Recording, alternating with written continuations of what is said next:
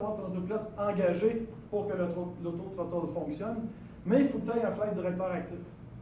Parce qu'il veut savoir ce que tu fais. Fait que si tu as un flight directeur actif, pour ajuster. Pour ajuster, pour savoir si je suis en vitesse, je suis en N1, c'est juste ça qu'il a besoin de savoir. Et puis oui, si tu as juste un moteur, le système va t'embarquer. Donc le mode N1, c'est juste pour le décollage. Oui. Mais décollage, montée, descente. Donc c'est le système qui décide c'est quoi qu'il va faire. C'est selon le mode qui a été choisi par l'autopilote. On va expliquer les différents modes. Ça sera pas. Fait que le système d'auto-throttle, dans le fond, qu'est-ce qu'il inclut? Il inclut des petits cadrans, qui est mode status display, qui dit c'est quoi le mode de ton auto-throttle présentement. Tu as un bouton pour l'activer, un bouton pour mettre le N2 en mode synchronisation. Il y a juste le pilote qui a le bouton, là. Ils ne sont pas fait chier en mettre deux. Il y a une différence sur tes throttles. Tu vas avoir un bouton de plus sur le devant pour déconnecter le auto-throttle. Et tu as un système de clutch en dessous de tes throttles pour les engager. Puis tu as leur computer. Fait que le clutch, comme tout ce qui est autopilote, les clutches, c'est des slip clutch. Fait qu'à tout moment, le pilote il peut overrider les throttles facilement. C'est beau, hein? Fait que, on ne voit pas grand-chose sur la photo. On voit les throttles, puis on voit qu'il a mis des petits touches, hein? Super professionnel. Puis les boutons sont en avant, puis on ne les voit pas. Le système de clutch, voilà, si jamais ça vous intéresse, c'est des slip clutch. Et tu as un levier qui vient brancher à ton throttle. Ici, c'est la sortie pour aller au câble parce que le Challenger, les moteurs sont contrôlés par câble. Fait que de ton throttle, tu as un câble qui va jusqu'à ton moteur qui fait bouger ton accélérateur. Hein? Oui, c'est quasiment un papillon hein, qui fait bouger. Et puis en avant, tu as tes moteurs. Et mais, puis donc le fuel control, c'est pas électronique? Pas dans cette génération-là. Okay. Mais oui, si tu vas de l'avion, le global, n'importe quoi, le même Challenger 350, le C-Series, n'importe quoi, c'est sans fil. C'est tout les modernes. Fait que tu as un FADEC. FADEC, hein? Ça veut dire quoi, FADEC? C'est quoi le C'est Engine Control quelque chose, là? Mais Fuel? EGP. Ah, ok. Oui, l'ordinateur de... oui, c'est l'ordinateur de... contrôle, mais dans ce temps-là, puis c'est vraiment impressionnant de savoir, le Challenger, son moteur, c'est un GE, puis le Fuel Control Unit, il est entièrement mécanique. Fait que de ton throttle, tu as un câble qui vient bouger des petites pannes, puis qui va activer la pompe plus ou moins de fuel. Full Authority Digital Engine Control. Comment? Full Authority. Full Authority, c'est ça. Digital Engine Control. Fait que ça, c'est les nouveaux moteurs, sont tous FedEx, puis c'est Will Ordinaire qui calcule tout. Mais dans ce temps-là, lui, il était pas encore. C'est pour ça que lui, tu as vraiment un cerveau qui va faire bouger ton câble, qui va faire bouger ton moteur. Ces avions modernes, tu as quand même un cerveau qui va faire bouger tes throttles, parce que le pilote il veut savoir la position de ses throttles, mais il n'a pas besoin. Il ne pourrait pas marcher, puis ça devrait fonctionner pareil.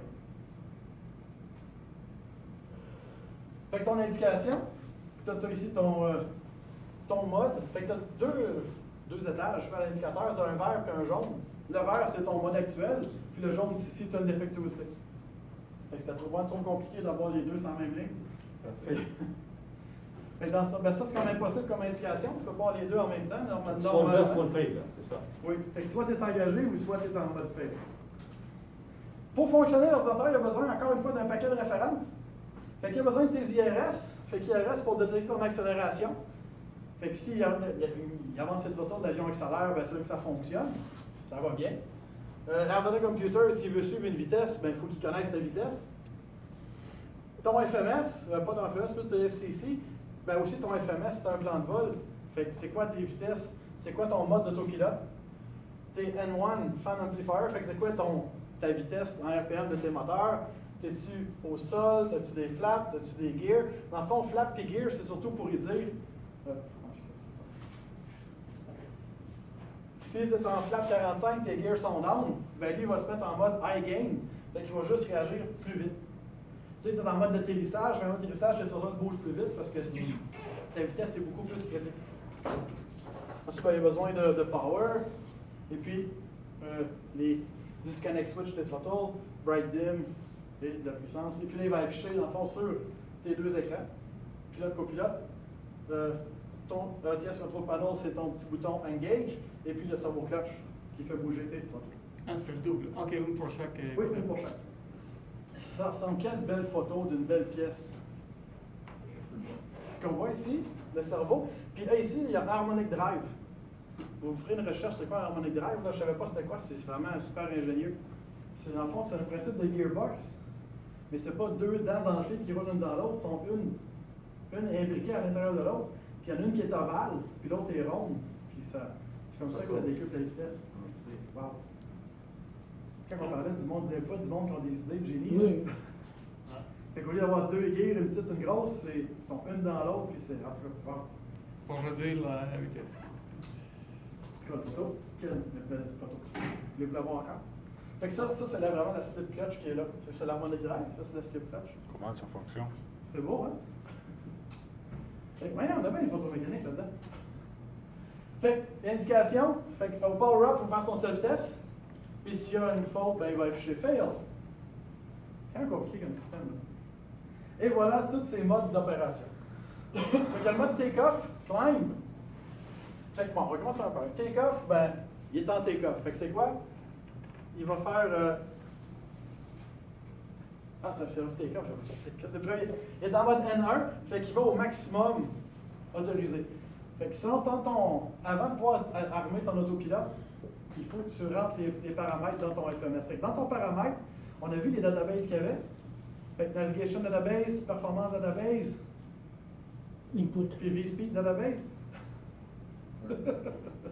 Ben là, dans ta database de performance, ben lui, il va le savoir. Fait que tu vas marquer, lui connaît ton altitude de ton aéroport, puis il va voir l'altitude, la température extérieure, puis il va calculer, ben aujourd'hui, selon ton altitude de température, ben ta meilleure performance, tu atteins un N1 de 82%. Fait que ton FMS va envoyer ça à ton auto-throttle system, puis lui va dire, bon, ben mon N1 aujourd'hui, c'est 82%, fait que quand le pilote va dire go, ben, il va monter cette auto à 82%. Dans ton écran, ça va marquer N1 Takeoff, et puis ton mode d'autopilote soit en mode Takeoff. Fait que si ton autopilote t'a pas dit que tu faisais un Takeoff, ben il n'y a pas rien qui va marcher. Fait que ça prend dans le fond deux conditions, ben, on pourrait dire trois. Ça prend l'input du Flight Management Computer pour lui dire c'est quoi sa performance aujourd'hui. Ça prend l'input de ton autopilote pour lui dire c'est quel mode qu'on est. Puis la dernière chose, ben, ça prend le pilote qui appuie sur le bouton Takeoff. Il dit go, on engage, go, on décolle. Un coup que c'est fait, quand tu es rendu à 80 nœuds, ben là, la commande va arrêter. Si avant ça, le pilote il retarde les throttles, ben ils vont tout le temps retourner en position qu'ils veulent pour avoir le N1 maximum. Mais rendu à 80 nœuds, si le pilote les retarde, ils ne bougeront plus. Fait que, dans le fond, quand on dit que la commande arrête, c'est que tes throttles ont avancé à la position pour atteindre le N1. Puis là, il n'y a plus de force, mais il reste là, parce qu'il n'y a plus de force qui se fait, fait qu'il reste de même. Fait que si le pilote décide de rejeter son décollage, il peut les ramener, puis ça va arrêter là. Mais si le pilote fait un rejet avant d'atteindre 80 nœuds, ben les throttles vont tout le temps pouvoir remonter. Ensuite, bon, ben là, il va... Donc, si on ne touche pas, ils vont rester au maximum. Il va rester au maximum. Jusqu'à 320 nœuds, puis après, il va changer dans un autre mode. Fait que ton autre mode, habituellement, ça va être climb. Climb, tu as deux sortes de climb. 320 pieds. 320 pieds. Tu as un climb pour le meilleur angle de montée, puis tu as le climb pour le meilleur angle de montée, c'est ça? Exactement. Fait que tu as le climb qui est le climb standard, fait que tu peux y aller par vertical speed, tu peux y aller par pitch, fait que je veux monter à 20 degrés. C'est pas éclairer un obstacle, ça? Tu n'as pas vraiment d'autre façon de monter, je pense que c'est deux là. Fait que soit vertical speed ou pitch. L'autre, c'est flight level change. Ton flight level change, c'est tu veux monter avec une vitesse constante. Mais pas une vitesse verticale, une vitesse airspeed. Fait que si tu es en mode airspeed, on va prendre, fait que tu es en mode ici, pieds par minute, ben, ce qu'il va faire, lui, ben, il va bouger tes throttles pour maintenir ta vitesse actuelle de l'avion. Fait que si tu te dis, ben, moi je veux monter à 120 pieds minute, ben, l'avion va monter à 120 pieds minute, puis les throttles vont augmenter pour que ta vitesse de l'avion soit encore de 200 nœuds. La différence avec Flight Level Change, qu'est-ce qu'il va faire? Il faut que tu te dis, moi je veux faire Flight Level Change, ben, les throttles vont aller au maximum, au N1 maximum qu'il connaît, puis l'avion va pitcher pour ralentir ta vitesse à ton 200 nœuds de vitesse que tu veux maintenir. Fait que dans le fond, flight level change, c'est la façon la plus rapide de changer de niveau de vol. Cruise, ben cruise, il suit ta vitesse. Cruise N25 suit ta vitesse. Descent, ben encore une fois, tu as les deux modes. Tu as toutes les autres sortes de descent et tu as ton descent flight level change. Fait que descent flight level change, ben il va mettre tes throttles, tes moteurs au idle, puis l'avion va piquer du nez pour garder ta vitesse. Pour toutes les autres, ben, l'avion va suivre ta commande, puis les throttles vont bouger en conséquence de conserver ta vitesse. Ensuite, ben, approche, il suit ta vitesse, et puis à l'atterrissage, il va automatiquement retarder tes throttles. Fait que quand il est rendu à 50 pieds sol, les throttles vont reculer automatiquement, et après, il va le système va se désengager. Fait que c'est ça, ça fait au décollage. Fait. On décolle, on s'en va au note N1. Il va être en montée, fait que soit qu'il va être en mode climb ou en mode flight level change. Après, il va être en cruise, il suit ta vitesse. En descente, encore une fois, tu as deux modes, le mode descente ou le mode descente flight level change. Et à l'atterrissage, tu as un auto-retard et le système désengage. Pour engager, ça, il manquait les titres à traduire. Je n'ai pas eu le temps. Pour l'engagement, ben, c'est assez simple. Dans le fond, tu as deux façons d'engager. Ah, je n'ai pas mis cette animation. Donc, tu as le mode automatique ou le mode manuel. Il y a deux boutons, il y a le bouton sur le côté, puis il y a les boutons en avant, c'est ça? Sur le throttle. Non, ben, les boutons en avant, c'est pour le désengager. OK. D'engager l'auto-throttle. Les boutons du côté, c'est pour c'est les toggle switch. Take off, go around. Ah, OK.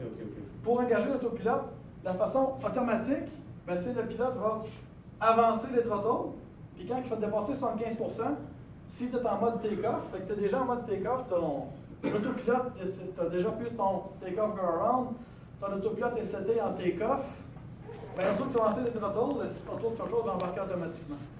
L'autre façon, ben, c'est d'appuyer sur le bouton ATS pour l'engager. C'est ça, deux modes. Fait que ici, je suis en take-off, fait que N1 take-off, Pour le mode automatique, on avance jusqu'à quel pourcentage? 75%. C'est comme ça 75? que tes N1 atteignent 75%. L'auto-throttle va finir le reste pour les emmener jusqu'à ta performance du jour. Fait que là, tu as fait ton décollage, tu es en N1 take-off, ensuite tu tombes en mode climb, puis après ben, en mode speed quand tu es en croisière.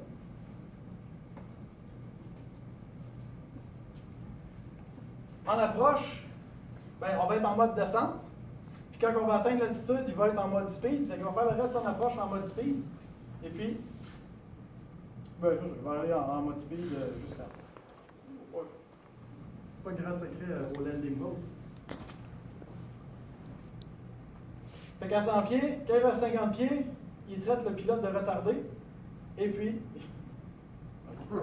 ben, il retarde, dans le fond, il retarde les jetons automatiquement. Quand l'avion touche le sol, si jamais il n'était pas encore fully retard, ben, il va descendre plus vite. Fait qu'au début, il retarde à un taux fixe, là. Fait qu'il commence à reculer tête auto tranquillement. Puis si jamais l'avion a atterri et les autos ne sont pas encore wide open, ben, il va les. Là, il dit, ben, c'est le temps. Là. Il y a aussi 3 secondes après, il se met. un avertissement sonore, il le dit aussi, retard. Oui, C'est ça. oui.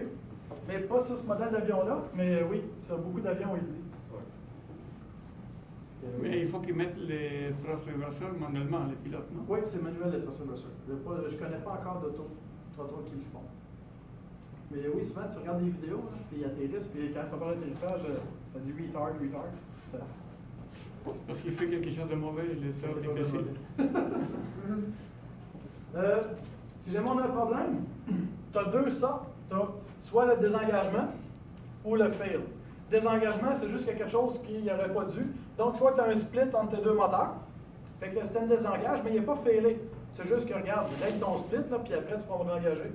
Tu as un reversor qui est unlock, fait qu'il va désengager, ou tu as dépassé le maximum d'opération de ton moteur, il désengage. Un fail, ben là, tu as vraiment une malfonction. Fait que si c'est fail, ben soit qu'il y a quelque chose, un input où le computer ne marche pas. Voilà un fail, ben là, ça ne marche pas. Si tu as un désengagement, ben tu peux appuyer sur ton bouton ici, puis tu vas clairer ton désengagement pour pouvoir réarmer le système. Si tu as un fail, ben tu l'as perdu pour le reste du monde.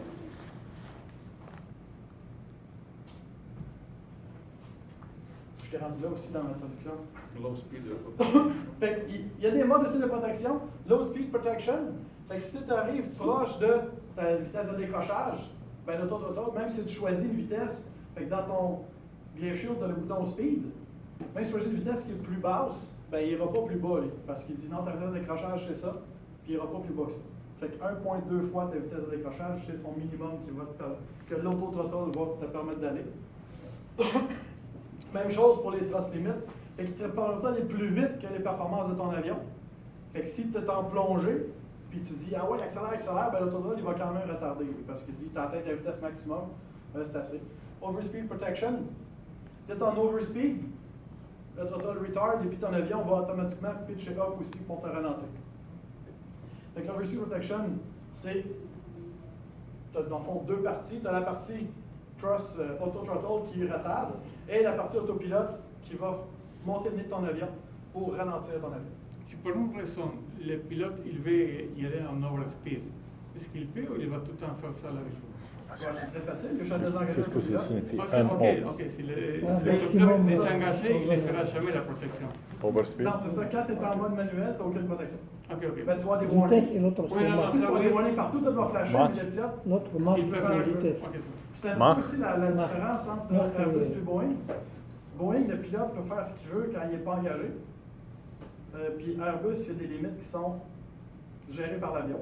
Oui, c'est ça que tu as Fait que des fois, si le pilote il tire son manche au maximum, ben, l'avion ne réagira pas parce qu'il dit je vais décrocher. Boeing, le pilote tire son manche, l'avion va réagir, puis elle va décrocher. Fait que c'est Il y a plus de liberté, là. Oui, beaucoup plus de liberté. Puis c'est comme la chicane entre les deux. Quel qui est le plus sécuritaire? VMO, MMO, c'est vitesse et marque. Mach, oui. Oui, c'est ça. Vitesse Maximum. maximum operating speed Au Mach. en nœud pour le V, puis l'autre c'est en Mach. Ou Mais l'autre c'est 1.2 VS, vertical speed, c'est le VS? non, c'est ton Stall. Stall, vertical stall ou? Stall. Non, Le V, parce vitesse. que la vitesse. Ah, vitesse devrait être vitesse minuscule. stall. V-stall, on appelle ça. V-stall, oui. Fait que les différents modes qui peuvent s'afficher. Fait que si, dans le fond, si tu atteins ta limite DOA, il va te le dire en jaune, puis il va flasher. Puis là, ben, les trotteurs ne voudront pas baisser plus que ça parce que ça va décrocher. Fait que tu as différents modes. Fait que descend, disengage, mode fade. Pas un mode, là, mais tous les modes, dans le fond, qui peuvent afficher dans ton petit écran. C'est quoi tes différents statuts de ton auto-throttle? Tous les inputs, moi je les ai pas mal déjà vus. Faut pas vous en aller voir. Et tes messages d'erreur, si jamais tu as un message de fail, ben, ça c'est différentes failures, puis dans le fond, il va te dire tes failures. Fait qu'un coup, tu es juste au sol, il va pas te dire ça.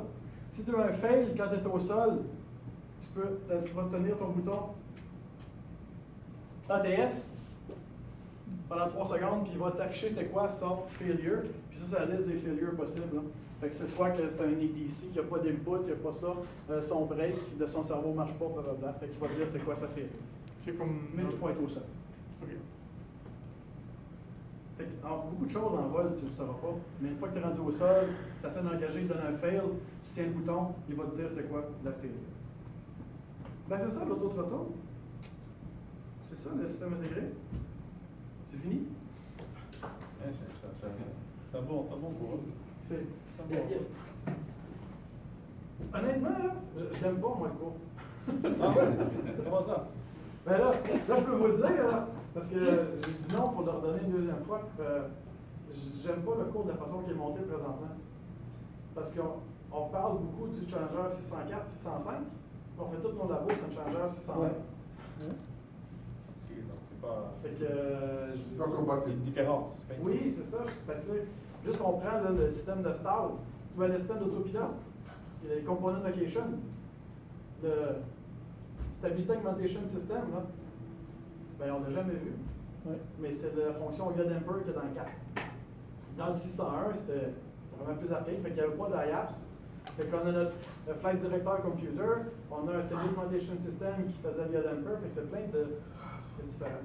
En espérant le voir dans le A200, lui, il doit être équipé de tout Oui, ça. Là. oui, puis c'est ça, je dis, la condition que je leur donne ce cours-là, c'est de le mettre au format A220.